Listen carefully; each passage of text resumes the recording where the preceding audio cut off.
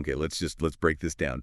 We all know that feeling, right? That high frequency hum that follows you into the bedroom. Yeah. It's that moment you finally put your phone down, but the screen's ghost glow is, still stuck on your retinas. And your brain is still going. It's compiling this highlight reel of the endless scroll, the trending videos, the comments section. Exactly. It's this low-level, high-demand kind of anxiety, and trying to escape it feels like you have to build this, I don't know, this fortress that's completely separate from the modern world. And that's really the central problem of modern rest, isn't it? I mean, how do you convince a mind that is so intelligent, that's processing so fast, a mind that's now just deeply wired for infinite digital input, how do you convince it to accept stillness, to just accept zero stimulus?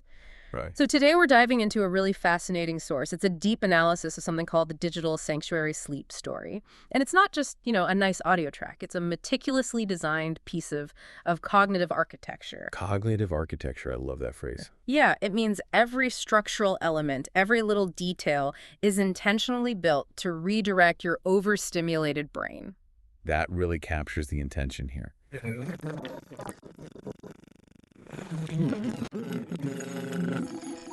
Tranquility. We need to analyze exactly how this guided journey takes the very aesthetics of our digital stress. The things that cause the stress. Yes, the liminal spaces, the looping content, the notification cues, all of it. And it doesn't just ignore them, it reprograms them. It transforms them into a mental haven. It's not about fighting the digital world. No, it's about setting up new internal rules for it. And the genius of the story, as the sources lay it out, is just how quickly and how explicitly it establishes this new protective reality.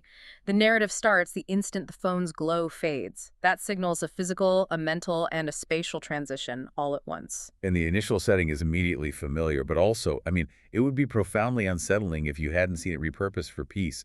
It's a vast, silent, empty mall at night. A shopping mall. A shopping mall. It's such a perfect modern liminal space. Yeah. It's this monument to hyperstimulation, to commerce, but when it's totally empty, it becomes this strangely massive, silent container. It feels safe precisely because we recognize it, but its function, to demand we buy something or engage with something, that's been completely turned off. Exactly. The familiarity, it removes that psychological work of having to process a brand new, unknown place, which can actually cause anxiety sometimes. Right, and the emptiness removes the demand. So it becomes a safe personal sanctuary simply because its main job consumption and attention seeking is gone. You might have seen this aesthetic in those late night videos, abandoned spaces to help you sleep. But here it's not spooky. No, it's peaceful, it's familiar, and it's intentionally yours. And that transition really sets us up for this first section, just analyzing that initial descent into rest and focusing on how the story deliberately slows everything down and the cues that anchor you back into your body. The source material really focuses heavily on the importance of that transition away from digital overload. The narrative starts by detailing the fading screen glow, and it's immediately followed by this explicit command for your mind to just melt away. The endless scroll and the trending videos. Which is so crucial because it's not passive relaxation. It's an active cognitive decluttering exercise.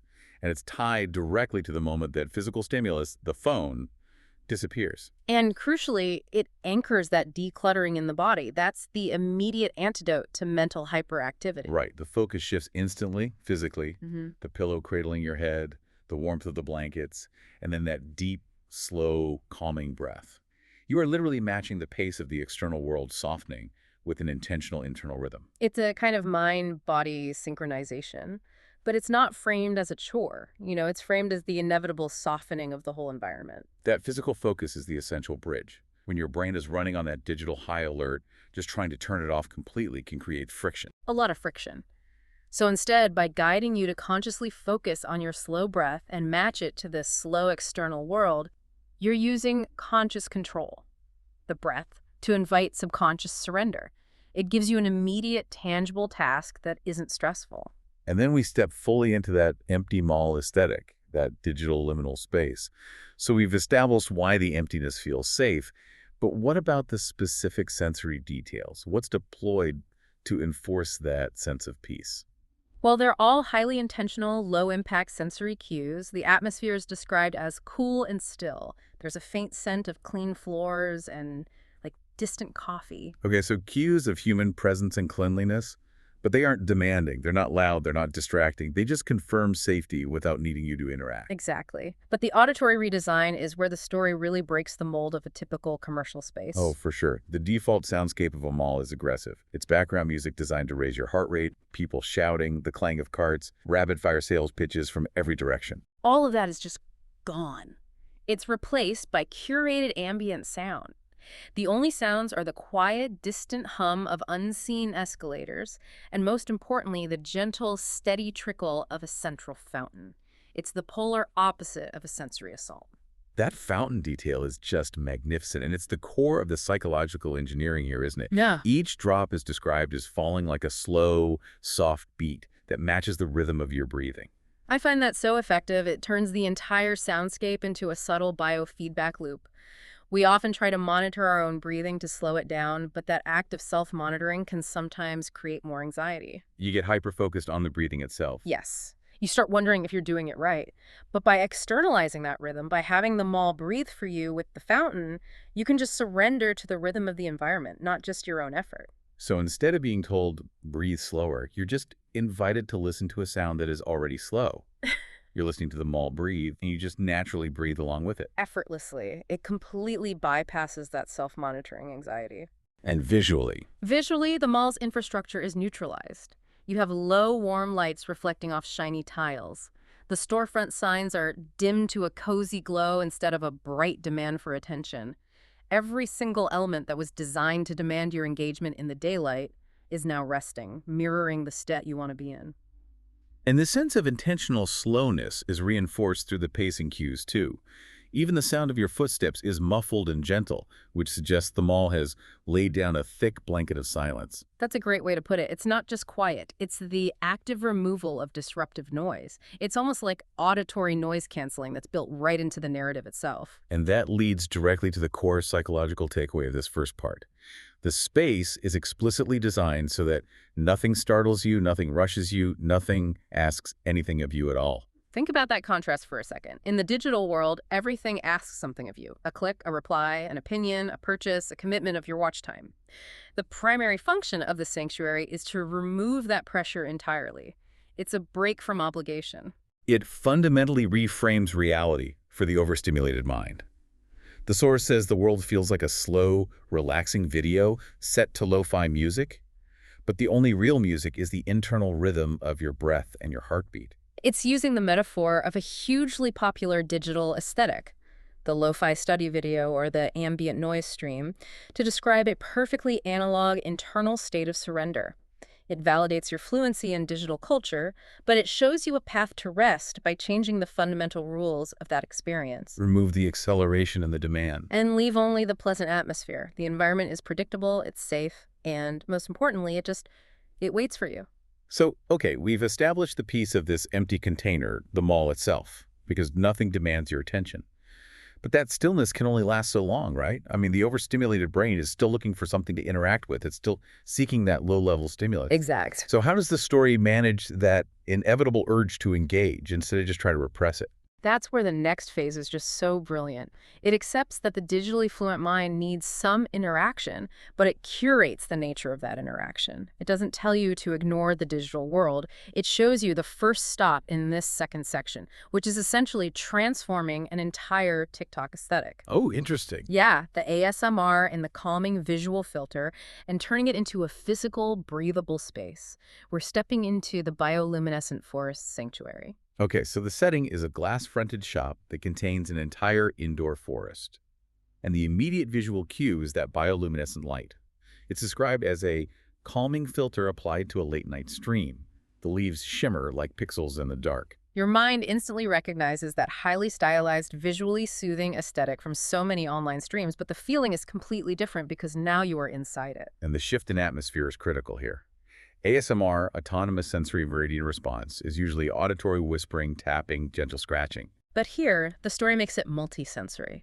The cool mall air immediately transitions to this warmer, softer scent of damp soil, moss, and fresh rain. It mimics the full environment of an ASMR video of, say, a gentle storm in a greenhouse. It's an olfactory and a thermal change that grounds you instantly. So it's not just a nice visual, it's an environment built specifically to deliver this deep, tactile sensory input that slows the nervous system down. And this stop has a functional purpose too. It's a release mechanism. Yes, the sources note that the walk through the forest is linked directly to the noise of the day draining out. And the story gets highly functionally specific about what that noise is. It names the exact stressors. Which are? Headlines, the notifications, the comments, the endless fast swiping motion. Wow. That specificity is a form of emotional release, isn't it? Gives you permission to name and discard the concrete sources of your stress. It's like a literal dumping ground for digital residue. You can almost feel the weight of those 1,000 unseen posts just leaving your shoulders as you walk past the glowing moss. And the interactive element reinforces safety, not demand. When you touch a shining leaf, it produces a very faint, comforting chime, like a delicate music box. And it's felt more in your chest than it is heard. Ah, so it's confirmation without an alert. That's the key distinction. Exactly. A notification demands urgency and gives you that burst of dopamine mixed with anxiety. This chime provides gentle, safe affirmation without requiring action or accelerating your heart rate. It reinforces the theme that this environment is responsive, but it's profoundly respectful of your need for rest. So when you leave this forest, the cognitive shift is complete. You have successfully dumped the day's digital residue. But now that the brain has relaxed, the next hurdle is that conditioned reflex to move fast. We've spent years training ourselves that movement equals progress. How does the story handle that? Well, that sets us up for the second stop, a really significant and subtle shift in pacing with the slow drift escalator. This is where the story masterfully dismantles the psychological need for speed. The escalator moves at an almost dreamlike pace, so slow and smooth that riding it feels less like going somewhere and more like floating. The action of vertical movement, which in the waking world is always rushed and utilitarian, is completely redefined as this horizontal, effortless drift. And I find the sensory connection on the railing particularly vital here. Resting your hand on it feels like the quiet rocking of a boat on a calm sea. It replaces the cold, metallic reality of an escalator with an organic, soothing, and trustworthy motion. That analogy provides immediate psychological comfort and encourages surrender. You don't have to worry about where you're going, you just float. That trust is paramount. Movement usually requires cognitive effort, steering, balancing, planning the next step. By reframing this vertical ascent as an effortless rocking, the story kind of tricks the brain into letting go of control. It allows the body to relax entirely, even during motion. And this movement transitions you into the cyber-calm environment of the upper level. The lights are subtly tinted blue, immediately evoking the feeling of walking into a live 2-4-7 sleeping in a cyber city stream. Which is a very common type of digital relaxation content, used for white noise or visual comfort. But the crucial difference is the subtraction, the filtering. This cyber city aesthetic exists without ads, without a chat box, without noise. It borrows the mood of the aesthetic without the intrusive reality of the platform that usually delivers it. Exactly. It proves you can extract the signal, the calming blue tone, the distant city hum, and eliminate the noise, which is the anxiety-inducing platform demands. Which brings us to what might be the most fascinating and structurally important stop, the quiet tech store. Yes. If the mall is the center of commerce, the tech store is the absolute nexus of attention demanding. Its purpose here has to be completely and radically reversed. It has to be. A regular tech store is designed for sensory assault. High contrast displays, bright fluorescent lights, loud demo videos running at full volume, often with competing soundtracks. And the story presents the absolute antithesis of that. Instead, it's filled with rows of floating, frameless screens showing only scenes of pure calm. This is a perfect metaphor for curated, low-demand content. It's the antidote to the accelerating nature of modern content delivery. And we need to remember why digital content is so exhausting. It's engineered for acceleration. Videos rely on rapid cuts to defeat short attention spans. Algorithms prioritize shocking or urgent headlines. Every click is A/B tested to maximize your time on the site.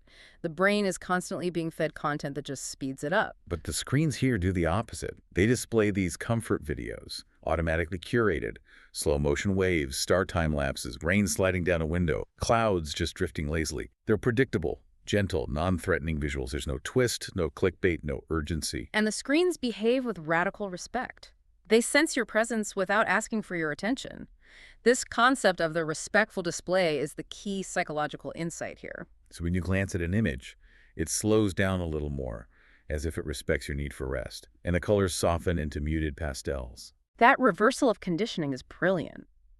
Our real screens are engineered to accelerate our attention and draw us in deeper. By having these fictional screens slow down and soften when you acknowledge them, the dream environment actively reverses the conditioning of digital addiction. It rewards non-engagement. It models deep, respectful rest. It teaches the brain that it can look at a screen and not immediately jump into a defensive or reactive stance. It demonstrates that technology can defer to your pace rather than always forcing you to chase its speed. But the most active element in this otherwise passive environment is the breathing meditation focus. In one corner, there's a large circular screen showing no landscape, just a single, steady point of warm light, pulsing slowly in and out like a heartbeat. And that pulsating light serves as a nonverbal, non-intrusive anchor for breath work. It externalizes the rhythm of the body in a way that is immediately accessible and hypnotic. By matching your breath to its rhythm, you're using the visual technology aesthetic to facilitate a purely internal analog focus. But why use a screen for that at all? Why not just say, breathe slowly? Because the screen offers a non-judgmental, perfect, repeatable pace. If you try to breathe slowly yourself, your ego often interferes, wondering if you're doing it right or fast enough. Right. The external light provides an authoritative pace that you can simply follow, and it sinks you deeper into comfort, into safety, into quiet. It utilizes the technology you trust to deliver the focus you need. So when you step back out of the tech store, the source description says your mind is refreshed, but heavy in the pleasant way that comes before sleep, as if every worry has lost its sharp edges. The tech store, of all places, has successfully sanded down the rough corners of anxiety caused by digital acceleration. The journey then takes us to the silent arcade, another venue of high stimulation that's been transformed into tranquility. The goal here is redefining stimulation itself. The noise elimination is immediate and profound. The typical blaring sounds, the chaotic mix of rapid beeping and flashing and shouting are all replaced by a low, soothing hum of machines at rest. The only energy is a quiet potential energy, not an aggressive, demanding output. And the visual environment contributes heavily to this sensory softness. The screens display slow, looping images, fields, clouds, soft neon shapes drifting like jellyfish. Colors are dimmed to cozy glows. It retains the visual appeal of neon without the headache of the high contrast. And even the floor is part of the sensory safety. It's carpeted in a deep, cushiony fabric patterned with faint constellations. This textural comfort and visual softness contribute to a sense of being cushioned against the world, allowing your body to feel fully supported and safe from external shocks. The core paradox here is powerful, and it resonates with anyone who feels exhausted by modern technology. The machines, which usually shout for attention through notifications and alerts and flashing lights, have agreed to whisper instead. That is the ultimate fantasy for the digitally weary. That technology will defer to your needs for rest rather than prioritizing its own demand for your engagement. And this stop provides the final resting spot before the psychological ascent begins. A low circular couch, covered in velvety fabric that looks as if it was dyed with twilight. It is described as a cloud shaped exactly to your body. This is maximal comfort, designed to encourage the body to sink and release entirely. And allowing your eyes to just drift from one slow-moving light to another in this space is a gentle, permissive form of engagement. It's not a focused task, it's observational rest. The deep realization here is that you are safe, completely safe, here in this empty mall at the edge of your consciousness, where everything that usually moves too fast has finally agreed to slow down and wait. So the story has completed the grounding stage. It has taken elements of the digital world, the mall setting, the ASMR concept, the silent content loop, the neon aesthetics, and it's applied these universal filters of slowness, safety, and silence. Rendering the familiar digital environment utterly benign. Yeah. It is proven that the aesthetics of chaos can be the architecture for calm. That groundwork is so essential because now we enter the final stage in Section 3, the ascent to synthesis and cognitive release. The journey culminates in these increasingly dreamlike spaces that transition you from walking in the environment to floating above it. And granting that explicit final permission to sleep. The ascent begins in the immersive, intimate cinema. The entrance itself signals the transition, softly glowing panels showing simple, calming images. Sleeping cats, quiet lakes, sunset clouds. The scent shifts again to warm fabric and clean air. The atmosphere is calibrated for deep internal retreat. And the physical design of the cinema focuses purely on maximum comfort. It transforms a typical communal space into a private sanctuary. You have rows of plush seats upholstered in deep midnight blue, each one wider and softer like a small bed, providing this gentle embrace. So it ensures you feel completely cradled, isolated, and safe. And the screening itself is a masterstroke in destimulation. At first, it's just a dark sky speckled with stars that slowly begin to drift, swirling into gentle spirals. It's visual movement, but it is slow, predictable, and non-threatening. But the genius is the soundtrack. There is no soundtrack. Well, the only soundtrack is your own breath, accompanied by the imagined, steady, calming beat of a cosmic heart. Right. And that cosmic heartbeat is the final synchronization point. It connects the macro, the universe, the spiraling stars, with the micro, yourself, your heartbeat, your breath. It assures you that your internal rhythm is in perfect harmony with the grand, slow rhythm of the world. And as the seat grows softer, feeling like you're sinking into a cloud, the story explicitly encourages your eyelids to grow comfortably heavy. It acknowledges the impulse to sleep right then, but it offers one last crucial cognitive task. The synthesis of the day's input. That task is completed during the next phase, gliding above the silent cyber city. The cinema walls dissolve, revealing these wide windows showing a sleeping city under faint auroras. And this is the synthesis beginning. The city, often the source of so much anxiety, is completely silent, empty, and clean. It's the pristine, restful version of the chaos we usually inhabit. And the seat rises silently into the air, gliding above the mall in the city on an invisible elevator made of pure, gentle intention. This transition from the structured reality of the mall to this effortless float above the city is the signal that dream logic is now taking over. You're giving full permission to let go of physical reality. As you look down, you witness the synthesized landscape of the city below, and this is a critical piece of self-reassurance. The city is made of pieces of places you've seen online, all stitched together seamlessly. The source lists highly specific, common digital visual inputs. We're talking about disparate, often emotionally charged fragments. A neon-lit alleyway from a dramatic cyberpunk video, a peaceful Japanese street with cherry blossoms from a travel vlog. And a slow, rainy intersection from a relaxing city rain clip. What's happening here is the mind's deep work. It's taking the fragmented, chaotic visual input, the content we consume so quickly and often without full context, and it's harmonizing it into one cohesive, silent, and restful scene.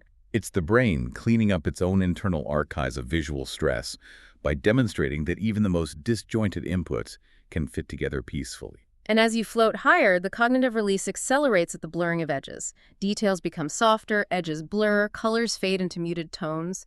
The dream explicitly encourages you to let go of clarity, that sharp, analytical focus required by the digital world, and sink into effortless rest where precision is no longer necessary.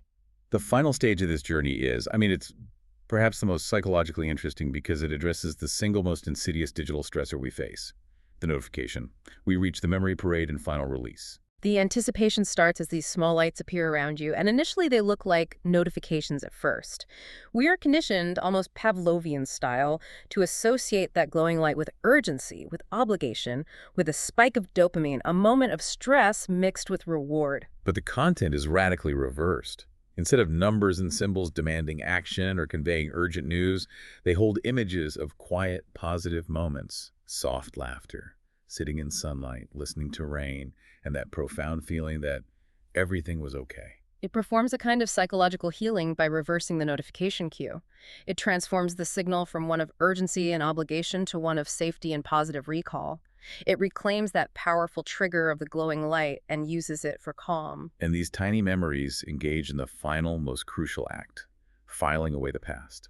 These warm, golden, tiny memories float nearby, and then they drift away into the starry distance.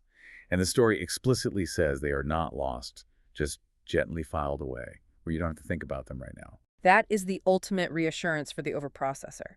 It's the mind saying, your data is safe, your thoughts are valid, but processing is suspended. You are relieved of duty. It's a perfect psychological mechanism for bandwidth reallocation. The entire journey is then synthesized into what the source calls the lullaby realization. The mall, the forest, the tech store, the silent city, all of it is revealed to be the mind's way of turning everything you've seen and felt and scrolled through into something soft, something manageable, something peaceful. Successfully reshaping the noise of trending content into a lullaby. It's a profound acknowledgement that the anxiety and overstimulation of modern life are real, but the inner resources to transform and manage that input are also real. This realization allows for the final permission. Your body has melted into the very idea of comfort, and your consciousness is allowed to drift beneath the story, sinking into calm, clear water. The story gives the final, non-negotiable instruction to let go and trust the deep, natural pull of rest. So what does this deep dive into the digital sanctuary mean for you as you navigate your own 21st century consciousness? It reveals that the success of this elaborate cognitive architecture lies entirely in its ability to borrow aesthetics from highly stressful digital sources Right, the liminality, the looping videos, the notification cues. and deliberately apply three crucial counter-digital filters: silence, slowness, and safety. The insight here is so much more profound than just, advocating for an unplugged life. It shows that our subconscious mind is actively working to find peace within the digital culture we inhabit, not just outside of it. Yeah. It proves that the fast, flashing, and trending elements can be captured and transformed into something slow and gentle and kind if you have the right internal protocols. It's not about ignoring the digital environment permanently. It's about establishing internal protocols for rest that can be accessed anywhere. You don't need a real bioluminescent forest or a silent arcade. You just need the intention to apply that calming filter to your own memory and visualization. And this is a powerful blueprint for intentional mental rest. It proves that the very language of our distractions, the aesthetics of empty places and looped content, can be used as the structural framework for achieving the deepest calm, just by filtering speed and demand out of the equation. The sanctuary is always accessible. It's waiting for you to close your eyes and allow the story to continue without you. So here's the final provocative thought we want to leave you with, building on the architecture of this deep dive. If your mind can synthesize total, profound silence and peace from a fragmented, chaotic feed of digital inputs and imagery, what active, conscious steps could you take tomorrow to similarly refilter your own daily inputs for calm? Where can you intentionally apply slowness and silence to your environment, turning a trending aesthetic or a familiar busy space into a personal sanctuary during your waking hours?